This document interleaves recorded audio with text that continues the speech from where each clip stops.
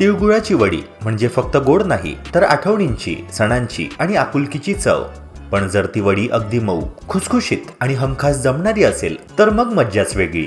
आज मी तुम्हाला अशीच एक सोपी, टेन्शन फ्री तिळगुळ वडीची रेसिपी सांगणार आहे, जी पहिल्याच प्रयत्नात परफेक्ट बनणार आहे. दात नसलेल्यांनाही सहज खाता येतील इतक्या मऊ, नाजूक आणि खुसखुशीत तिळगुळाच्या वड्या या रेसिपीत तयार होतात. आणि मित्रांनो, खास बाब म्हणजे या वड्या पाकात केल्या तरी पाक जमतो की नाही, पाक जास्त घट्ट होईल का याची कसलीही काळजी घ्यावी लागत नाही. म्हणजेच पाक चुकण्याचं टेन्शनच नाही.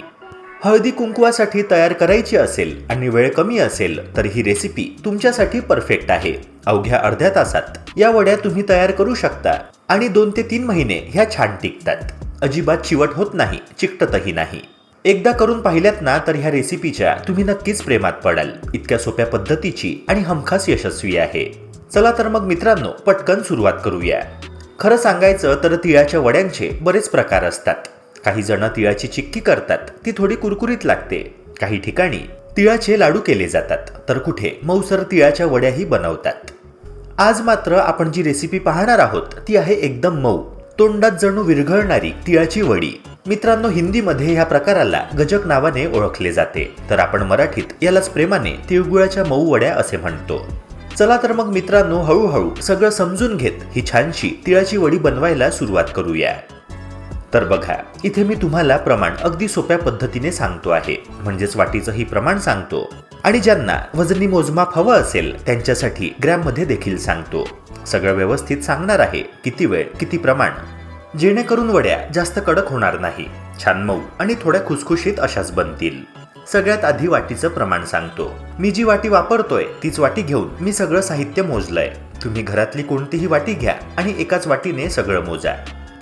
तर आपल्याला लागणार आहे 1 पूर्ण वाटी तीळ. कुठलेही तीळ चालतील, पण ते आधी नीट धुवून घ्या. धुतल्यानंतर पाणी पूर्ण निथळू द्या आणि तीळ चांगले कोरडे झाल्यावरच वापरा. यानंतर अर्धी वाटी गूळ,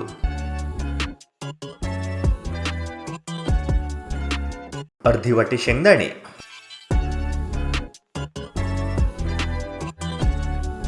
पाच ते 6 वेलची आणि साधारणतः 2 ते 3 चमचे साजूक तूप एवढंच मुख्य साहित्य आहे. आता काही लोकांना वाटीपेक्षा ग्रॅममध्ये प्रमाण हवं असतं, तर त्यांच्यासाठी सांगतो. तीळ 200 ग्रॅम, शेंगदाणे 100 ग्रॅम, तूप 2 ते 3 चमचे आणि जर गरज वाटली तर 1 ते 2 चमचे पाणी किंवा दूध. हे पूर्णपणे ऐच्छिक आहे. आता मित्रांनो, तयारी कशी करायची ते सांगतो. गूळ घ्यायचा आणि तो छान बारीक ठेचून घ्यायचा. अगदी छोटे छोटे असे तुकडे झाले पाहिजे. तो गूळ साधारण 1 वाटीभर होईल. 5 ते 6 वेलचीचे दाणे काढून घ्या आणि खलबत्त्यात टाकून नीट कुटून घ्या. छान बारीक पावडर झाली पाहिजे, म्हणजे वडीला मस्त सुगंध येतो. आता आपण ड्रायफ्रुट्स घेऊया. यात मी पिस्ता आणि बदाम वापरणार आहे. सर्वप्रथम पिस्त्याचे सोल काढून घ्या आणि दाणे वेगळे करून ठेवा. आता बदाम खलबत्त्यात टाका. एकदम जास्त नाही, थोडे थोडे टाकून हलक्या हाताने कुटत जा. बदाम बारीक बारीक झाले की मग झाले. त्यानंतर त्याच खलबत्त्यात पिस्ता घ्या आणि बदामासारखाच कुटून घ्या. जर दोन्ही ड्रायफ्रुट्स छान कुटले गेले असतील तर उत्तमच. नाहीतर तुम्हाला सोपं वाटत असेल तर मिक्सरमधूनही थोडं फिरवू शकता. सगळं तयार झालं की हे कुटलेले बदाम आणि पिस्ता एका वाटीत काढून ठेवा. आता आपण पुढच्या स्टेपसाठी तयार आहोत. तर सगळ्यात आधी आपण शेंगदाणे भाजून घेऊया. मी इथे जाड तळाची कढई घेतली आहे, कारण त्यात शेंगदाणे सारखे भाजले जातात. आता हे शेंगदाणे आपल्याला घाई न करता मंद आचेवर हळूहळू भाजायचे आहे. सतत हलवत राहायचं जोपर्यंत त्यांची सालं तडतडायला लागते आणि ते छान खरपूस होत नाही. एक गोष्ट लक्षात ठेवा, चिक्की असो, लाडू असो किंवा कुठलाही गोड पदार्थ करायचा असेल तर शेंगदाणे कधीही जोरात मोठ्या आचेवर पटकन भाजू नका. तसं केलं तर ते वरून भाजलेले दिसतात, पण आतून मात्र थोडे कच्चेच राहतात. त्यामुळे त्यात ओलावा राहतो आणि काही दिवसांनी शेंगदाण्यांना विचित्र वास यायला लागतो. म्हणूनच संयम ठेवून मंद आचेवर शेंगदाणे नीट खरपूस भाजून घ्यायचे. मित्रांनो, आता बघा, शेंगदाणे छान रंग बदललेले आहे, सालसैल झालेली आहे, म्हणजे अगदी परफेक्ट भाजले गेले आहेत. असे शेंगदाणे आपण लगेच एका ताटात काढून घेऊया आणि सगळ्यात महत्त्वाचं म्हणजे ते पूर्णपणे थंड होऊ द्यायचे. मित्रांनो, आता आपण पुढची प्रोसेस करायला रेडी आहोत. मित्रांनो, आता आपण तिळांकडे वळूया. तीळ भाजताना एकच गोष्ट लक्षात ठेवा, घाई अजिबात नाही, गॅस मंदच ठेवायचा. आता मी काय करतोय ते लक्षपूर्वक बघा.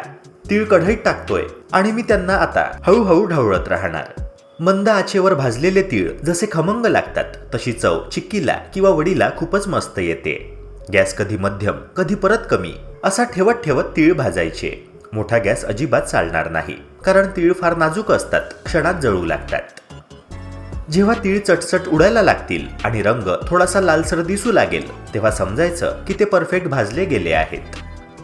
मग लगेच ते एका ताटात काढून घ्या. ताटात काढल्यावर तीळ थोडेसे पसरवून ठेवा, म्हणजे ते नीट थंड होतील. पूर्णपणे थंड झाले की पुढच्या स्टेपसाठी आपण तयार आहोत.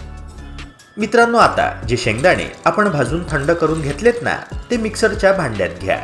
पण इथे एक गोष्ट लक्षात ठेवा, मिक्सर फार वेळ चालवायचा नाही, कारण आपल्याला शेंगदाण्याची अगदी बारीक पावडर नको आहे, तर थोडा जाडसर कूट हवा आहे.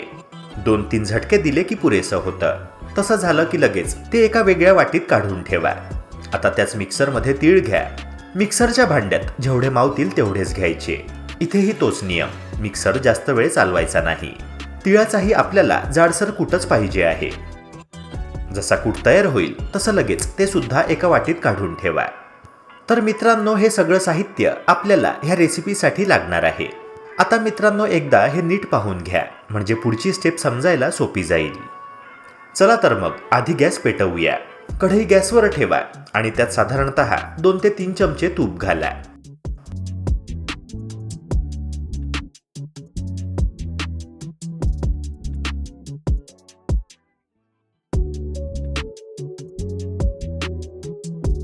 मित्रांनो, तूप फार जास्त तापवायचं नाही, फक्त थोडंसं गरम झालं की परफेक्ट आहे. गॅस लक्षात ठेवा, आपल्याला कायम कमीच ठेवायचा आहे, वाढवायचा अजिबात नाहीये. आता या गरम तुपामध्ये गूळ घालूया. मित्रांनो, मी इथे साधा गूळ घेतलाय. गूळ टाकल्यानंतर लगेचच चमच्याने ढवळायला सुरुवात करा. गूळ आपल्याला सतत हलवत राहायचा आहे, म्हणजे तो नीट विरघळतो. बघा, हळूहळू गूळ वितळायला लागतोय. पूर्णपणे विरघळेपर्यंत ढवळणं थांबवायचं नाही. साधारणतः 2 मिनिटांमध्ये मंद ते मध्यम आचेवर गूळ पूर्णपणे विरघळतो. आता गूळ विरघळल्यानंतर अजून 1-2 मिनिटं तो तसाच मंद आचेवर शिजू द्यायचा आहे. म्हणजे गूळ कढईत घातल्यापासून एकूण 4 ते 5 मिनिटं झाली असतील. आता पाकाकडे बघा, वरती छानसा फेस यायला लागलेला दिसेल. म्हणजेच मित्रांनो, आपला पाक तयार होत आहे. आता ह्या टप्प्यावर आपण यात शेंगदाण्याचा कूट घालूया. गॅस अजूनही कमीच ठेवा आणि सगळं नीट एकजीव होईल असं मिक्स करा.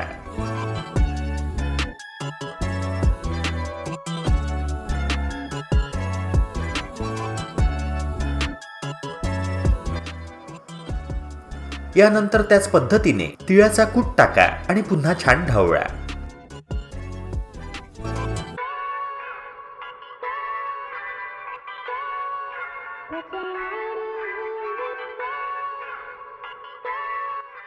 शेवटी वेलची पावडर घाला आणि सगळं व्यवस्थित मिसळून घ्या.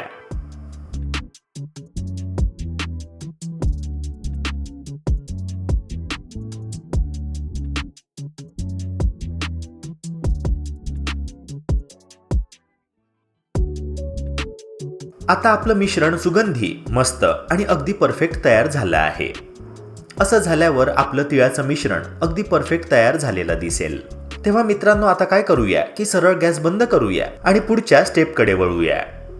आता हे जे तयार झालेलं मिश्रण आहे ना, ते आधी थोडंसं तूप लावलेल्या ताटामध्ये काढून घ्यायचं. ताट नसेल तर ट्रे किंवा जे काही सपाट असेल ते चालेल. मी काय करतो की एक ताट किंवा सपाट तळाचं भांडं घेतो आणि कढईतलं सगळं मिश्रण हळूच त्यात ओतणं सुरू करतो. आता इथे एक महत्त्वाची गोष्ट म्हणजे वडी किती जाड किंवा पातळ हवी आहे ते तुम्ही ठरवू शकता. जशी आवडेल तशी हाताने थापता येते. मला थोडीशी जाड वडी आवडते, म्हणून मी जरा जाडसरच थापतो. पण लक्षात ठेवा, हे सगळं मिश्रण गरम असतानाच करायचं आहे. एकदा का ते गार झालं की मग ना नीट थापता येतं ना आकार व्यवस्थित येतो. म्हणून कढईतून काढल्यावर लगेचच हे काम उरकायचं आहे. आता मिश्रण नीट थापून झालंय ना, तर आपण त्यावर आधी कुटून ठेवलेले ड्रायफ्रुट्स छान पसरवून टाकूया. सगळं झाल्यावर हे साधारणतः 5 मिनिटं जरा शांत राहू द्या. थोडंसं कोमट झालं की मग कापायला घ्यायचं. लक्षात ठेवा, खूप जास्त गार होईपर्यंत थांबायचं नाही, कारण मग मित्रांनो वड्या नीट सुटत नाही. आता बघा, वड्या हलक्या कोमट आहे, म्हणजे हाताला फार गरमही नाही आणि एकदम थंडही नाही. अशा वेळी एखादी पातळ पळी घ्या आणि वरून हलकसं खाज करून घ्या. असं केल्यावर वड्या अगदी सरळ, स्वच्छ आणि व्यवस्थित निघतात. मित्रांनो, इथे तुम्ही ह्या कामासाठी चाकू सुद्धा वापरू शकता.